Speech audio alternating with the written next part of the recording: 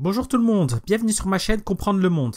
Pour la première vidéo, j'ai décidé de vous parler de la Belgique, mon pays, car peu de Français connaissent vraiment la Belgique. Alors qu'il s'agit d'un pays voisin qui partage la langue et la culture française. Je vais vous présenter en quelques minutes le plat pays. Comme vous le savez, la Belgique est un pays européen, situé entre la France, les Pays-Bas, l'Allemagne et le Luxembourg, et possède une côte de 73 km le long de la mer du Nord. La superficie totale du pays est de 30 528 km². Le nombre d'habitants est d'environ 11 250 000, avec 1 420 000 personnes nées à l'étranger, ce qui représente environ 12,9% de la population totale. Environ 3 600 000 habitants en Wallonie, région francophone au sud du pays, 6 500 000 habitants en Flandre, dans le nord du pays, région néerlandophone, qui parlent donc le néerlandais, la même langue que les Pays-Bas. 1 180 000 à Bruxelles, région officiellement bilingue, mais dont la majorité de la population est francophone. Les Flamands, donc les néerlandophones, sont majoritaires dans le pays, donc la langue principale en Belgique est le néerlandais, pas le français. N'oubliez pas ça mes amis français, car beaucoup de gens en France pensent le contraire. Donc lorsque vous dites que les Belges sont cons, ne comprennent rien, c'est parce que la plupart sont des Flamands. Le français n'est pas leur langue maternelle. Surtout quand on voit le niveau des Français en langue étrangère, il n'y a pas de quoi se moquer des autres peuples. Au niveau historique, la Belgique a connu plusieurs dominations. L'une des plus anciennes est la domination espagnole, avec ce qu'on a appelé les Pays-Bas espagnols. Ensuite, il y a eu une domination autrichienne. La France aussi est passée par là. À la suite de la Révolution française, la Belgique a été annexée par la France. La France a perdu la Belgique à la chute de Napoléon. La Belgique a réintégré ensuite les Pays-Bas, qu'on appelait à l'époque Province Unie. En 1830, les petits Belges se rebellent et veulent être indépendants. Mais l'Angleterre a peur que la France annexe la Belgique et prenne possession du port d'Anvers, qui est l'un des plus grands ports européens. La France et l'Angleterre arrivent à se mettre d'accord et avec la Belgique décident de créer un royaume libre, indépendant et neutre. Pour cela, ils décident de ramener un noble allemand pour devenir le premier roi des Belges. Pourquoi allemand? Ne me posez pas la question. Donc Léopold Ier devient le premier roi des Belges. Admirez ce beau gosse. Un des points importants de l'histoire de la jeune Belgique est l'attribution au roi des Belges, j'ai bien dit roi des Belges, du Congo, à la suite de la conférence de Berlin en 1884-1885. Donc, le roi des Belges, Léopold II, a obtenu le Congo. Donc le Congo était une propriété privée, la propriété privée du roi. Les gens normaux ont une maison de campagne comme résidence secondaire. Léopold II avait un territoire de 2 345 000 km², 76 fois la Belgique ou 76 fois pour les barbares français. Donc il y a de quoi faire. Il avait du mal à gérer ce territoire immense. Il a demandé pour cela l'aide de l'État belge, mais l'État belge lui a répondu que c'était pas leur problème, que c'était sa propriété privée et que c'était à lui de s'occuper de ça. Et à sa mort, il lègue le Congo à la Belgique, et à sa mort commence la véritable colonisation du pays. L'histoire belge a malheureusement été marquée par les deux guerres mondiales. La Belgique est mal située, entre la France et l'Allemagne. Elle était donc au centre de la boucherie. Le pays a connu les armes chimiques, les réfugiés, etc. Je vous passe les détails.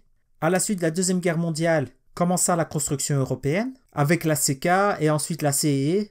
Bruxelles devint le centre des institutions européennes, la capitale de l'Union européenne.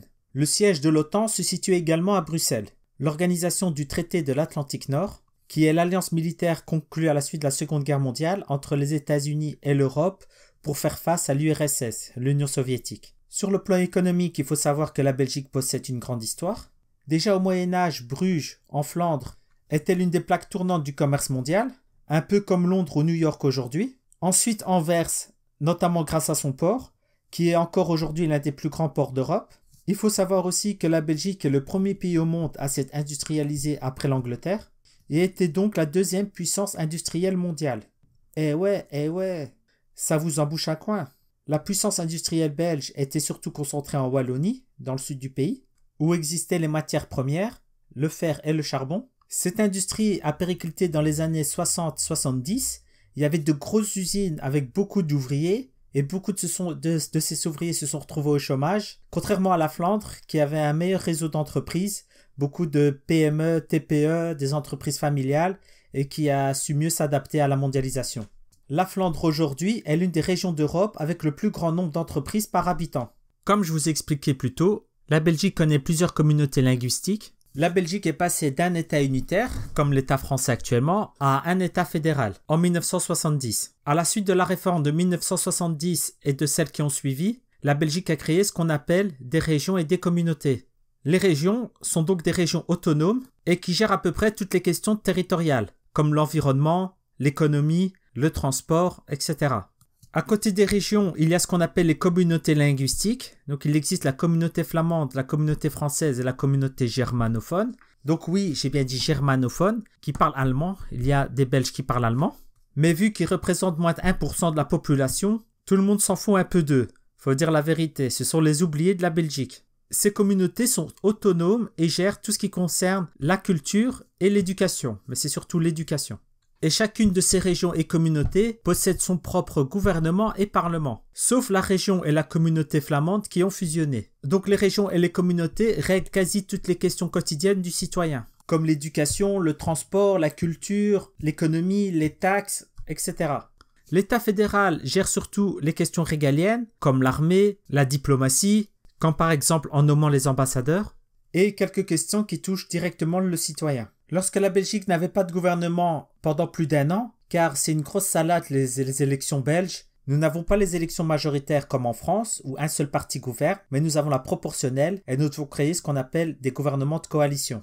Donc, lorsque les médias internationaux disaient que la Belgique n'avait pas de gouvernement, c'était pas de gouvernement fédéral, mais il existait toujours les gouvernements régionaux et communautaires, qui sont très importants. Il faut aussi savoir que les régions et les communautés ont aussi des compétences internationales. Par exemple, la communauté française, qu'on appelle aujourd'hui la Fédération Wallonie-Bruxelles, peut signer un accord scientifique avec la Chine ou les États-Unis. Et par exemple, la région flamande peut signer un accord environnemental avec le Brésil. Imaginez le bordel. Tout ceci fait que la Belgique possède 6 gouvernements, 53 ministres et 467 parlementaires. Ça, c'est une histoire belge. C'est fini mes amis, j'espère que vous avez appris des choses. N'hésitez pas à liker si vous avez aimé la vidéo et à partager avec vos amis si vous pensez que ça pourrait les intéresser. Une fois mais pas deux, hein.